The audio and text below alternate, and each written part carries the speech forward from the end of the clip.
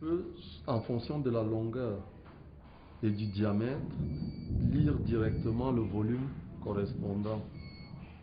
Chaque année, dans une autorisation, l'administration en charge des forêts autorise à une entreprise un certain nombre de produits, une certaine quantité de produits à prélever.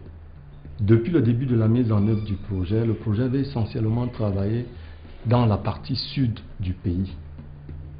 Dans cette partie, nous avons relevé des infractions ou des manquements. The types of illegalities that we find are numerous. They can range to the very large to the very small.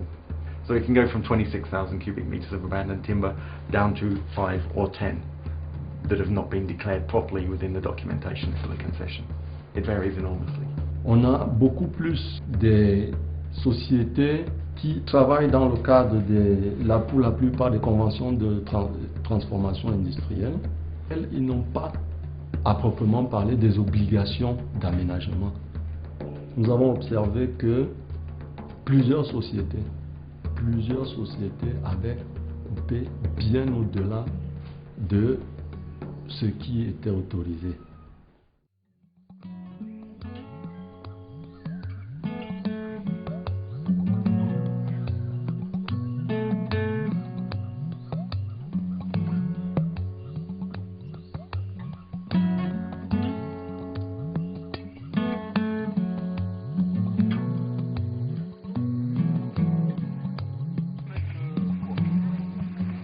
Bon, je m'appelle Olivier Desmet, je suis le chef de service aménagement pour l'entreprise CIB, Congolaise Industrielle des Bois.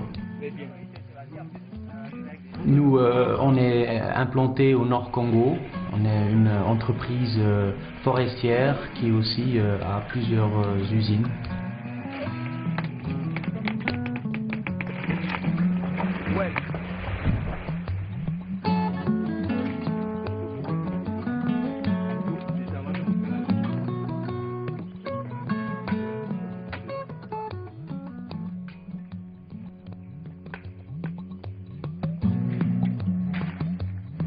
Donc ce qu'on veut dire, c'est que c'est une démarche qui était volontaire, qui est individuelle de l'entreprise. Les avantages, c'est quand même d'abord un label et c'est une image de marque puisqu'on montre qu'on respecte, l'environnement, qu'on respecte la gestion durable.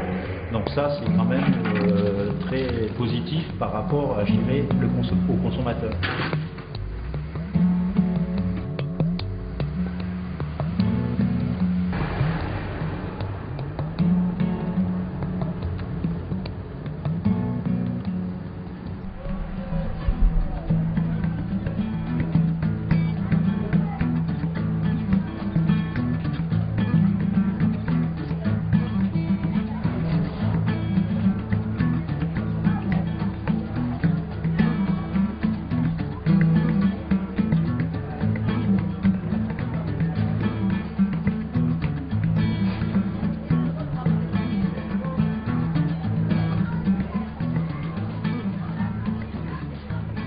Je m'appelle M. Bello Julien, je suis agent CIB et je travaille à l'affûtage grande série. Pratiquement quand je suis arrivé, j'ai trouvé les maisons en planche. Actuellement, vu la certification, il y a les maisons en briques, telles que là où je vis, il y a 2 chambres, un salon, plus le studio. Derrière là, il y a une cuisine, il y a le WC. À côté là, il y a l'eau potable, parce que là, dedans, il y a l'électricité. En tout cas, il y a eu beaucoup d'améliorations. Parce que ce n'est pas en un jour qu'on peut construire un village, c'est au fil de jours. Mais actuellement, je peux dire que je suis satisfait.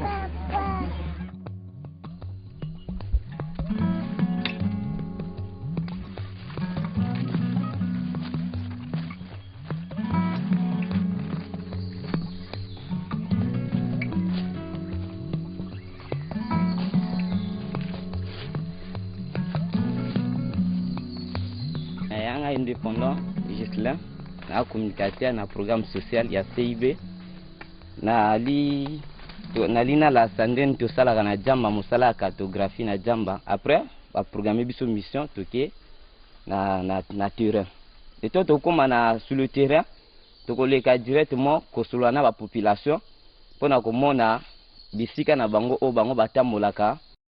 Bango bakolakisa biso nzete bango bali na LV ta biso to na GPS to balakisa biso nzete tokozwa point na LV ta toke tomoni koto tomoni ke yali nzete ya kisi tomata ti tomoni ke yali tonga elingi oloba banzete ya bakisi tozwi après lakisi biso mwa eloko moko lokola satellite ya vert après mpona kozwa point ekota bien. Après biso mpe bacommunicateur tokozwa mpe point na GPS mpona kopositionne esika oyo nzete yango yali na jamba.